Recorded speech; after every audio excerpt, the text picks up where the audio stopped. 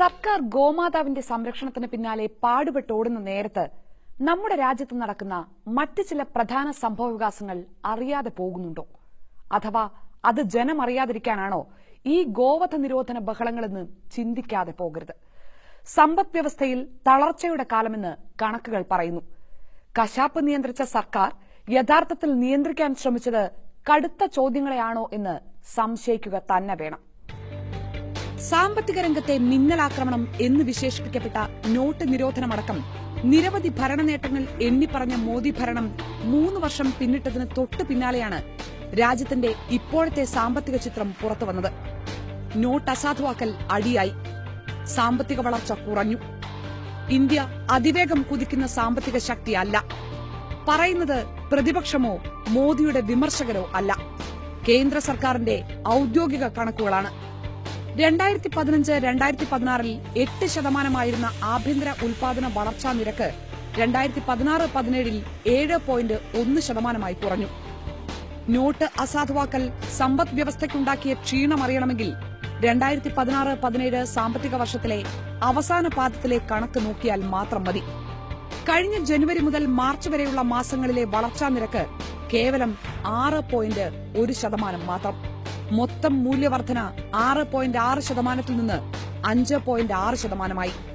കാർഷികം, നിർമ്മാണം തുടങ്ങി മിക്കവാറും മേഖലകളിൽ രാജ്യത്തിന്റെ പോക്ക് പിന്നോട്ടാണ്. ഇതാണ് വസ്തുത എന്നത് നിങ്ങളെ അമ്പരപ്പിക്കുന്നുണ്ടോ? നോട്ട് റദ്ദാക്കൽ ഇന്ത്യൻ സാമ്പത്തിക വ്യവസ്ഥയിൽ ചെലുത്തിയ സ്വാധീനം എന്താണ് എന്ന യഥാർത്ഥ ചോദ്യത്തിലേക്ക് ശ്രദ്ധ തിരിയാതിരിക്കാനാണോ സംഘപരിവാർ രാഷ്ട്രീയത്തിന് മാത്രം ഗുണം ചെയ്യുന്ന ഗോമാതാ രാഷ്ട്രീയം വീണ്ടും ഉയർത്തിയെടുത്തത്? നോട്ട് റദ്ദാക്കലിന് ശേഷം ജനത അറിയേണ്ട കണക്കുകളൊന്നും പുറത്തുവിടാത്തതെന്ത് എന്ന ചോദ്യത്തിൽ നിന്നുകൂടിയാണ് കേന്ദ്ര സർക്കാർ സൌകര്യപൂർവ്വം ഒഴിഞ്ഞു. മോദി സർക്കാരിന്റെ വാദം നോക്കൂ. സമ്പദ് വ്യവസ്ഥയിൽ സാരമായ തിരിച്ചടി ഉണ്ടായിട്ടില്ലെന്ന്. രാജ്യത്തിന്റെ ആഭ്യന്തര ഉൽപാദന വളർച്ച കുറയാൻ നോട്ട് നിരോധനം മാത്രമല്ല കാരണമെന്ന്. രാജ്യത്തിനകത്തും പുറത്തുമുള്ള വിവിധ സാഹചര്യങ്ങളും കാരണമായിട്ടുണ്ടെന്ന്. അധികാരത്തിന്റെ തുടക്കകാലത്ത് രാജ്യാന്തര സാഹചര്യങ്ങളിൽ നിന്ന് മാത്രം ലഭിച്ച ആനുകൂല്യങ്ങൾക്ക് പോലും മോദി സ്തുതി ഉയർത്തിയവരാണ് സാമ്പത്തിക വളർച്ചയിലെ ക്ഷീണത്തിന് ലോകത്തെ പഴിക്കുന്നത്. അവിശ്വസനീയമായ വാദങ്ങൾ ഉയർത്താൻ വിവേകത്തോടെ സംസാരിച്ചുകൊണ്ടിരുന്ന അരുൺ ജെയ്റ്റ്ലിക്ക് പോലും അവിശ്വസനീയമായ വാദങ്ങൾ ഉയർത്താൻ മടിയില്ലാതായിരിക്കുന്നു എന്നതിന് തെളിവുകൾ ഇനിയുമുണ്ട്. മോദിയുടെ 3 വർഷം തൊഴിൽ മേഖലയിൽ എത്രമാത്രം കനത്ത ഇടിവാണ് ഉണ്ടാക്കിയതെന്ന് കേന്ദ്ര തൊഴിൽ മന്ത്രി തന്നെയാണ് രാജ്യത്തോട് സമ്മതിച്ചത്. അതുകൊണ്ട് കേന്ദ്ര സർക്കാരിന്റെ ഈ തന്ത്രം, ജനങ്ങളോട് സ്വീകരിക്കുന്ന വഞ്ചനാപരമായ സമീപനം ചോദ്യം ചെയ്യപ്പെടേണ്ടതാണ്. വിവാദമാകുമെന്ന് ഉറപ്പുള്ള പ്രതിഷേധങ്ങൾ ക്ഷണിച്ചു വരുത്തുമെന്ന് ശരിക്കറിയാവുന്ന കന്നുകാലി വിൽപ്പന നിയന്ത്രണം കേന്ദ്രത്തിന് ഒളിച്ചോടാൻ വേണ്ടി മനഃപൂർവ്വം കൊണ്ടുവന്ന മറ തന്നെയാണ്. തിളച്ചുമറിയുന്ന കശ്മീരിലടക്കം ഭരണപരാജയത്തിൽ ചോദ്യങ്ങൾ നേരിടാൻ ധൈര്യമില്ല പ്രധാനമന്ത്രി മോദിക്കും ബിജെപിക്കുമെന്ന് വ്യക്തമായി തെളിയിക്കുന്നുണ്ട് വിവാദവും പ്രകോപനങ്ങളും. അതുകൊണ്ട് കന്നുകാൽ വിൽപ്പനയിൽ കൊണ്ടുവന്ന നിയന്ത്രണങ്ങളുടെ പേരിലുള്ള പ്രകോപനങ്ങൾ മതിയാക്കി എത്രയും പെട്ടെന്ന് മോദി ആരാധകർ തിരിച്ചുവരണം. സാമ്പത്തിക വളർച്ചയിലെ ഇടിവിന്റെ പേരിൽ ഈ സർക്കാർ വിമർശനങ്ങൾ അർഹിക്കുന്നില്ല എന്ന് തെളിയിക്കാനുള്ള ആർജവം ഏറ്റെടുക്കണം. ചോദ്യങ്ങൾ ചോദിക്കുന്നവരെ ഭീഷണിപ്പെടുത്തിയല്ല, ഉത്തരം കൃത്യമായി പറഞ്ഞ് തിരിച്ചടിക്കണം. ചോദ്യങ്ങൾ ഇനിയും മനസ്സിലായില്ലെങ്കിൽ ഒന്നുകൂടി ആവർത്തിക്കാം. കൂടുതൽ ചോദ്യങ്ങൾ ചോദിച്ച് ബുദ്ധിമുട്ടിക്കുന്നില്ല, പക്ഷേ 4 പ്രധാന ചോദ്യങ്ങൾക്ക് മറുപടി തരാൻ ഉദാരമനസ്കരായ ആരാധകർ കനിവ് കാണിക്കണം. ചോദ്യം 1: നോട്ട് റദ്ദാക്കൽ കൊണ്ട് നമ്മുടെ രാജ്യത്തിനുണ്ടായ നേട്ടം എന്താണ്? വൃത്തിയായി കണക്ക് സഹിതം മറുപടി പറയണം. ബാങ്കിൽ തിരിച്ചെത്തിയ പഴയ നോട്ടുകൾ എത്ര? എന്തുകൊണ്ട് ഇനിയും എണ്ണിത്തീർന്നില്ലെന്ന് ധനമന്ത്രിയല്ല RBI തന്നെ മറുപടി പറയുന്നില്ല.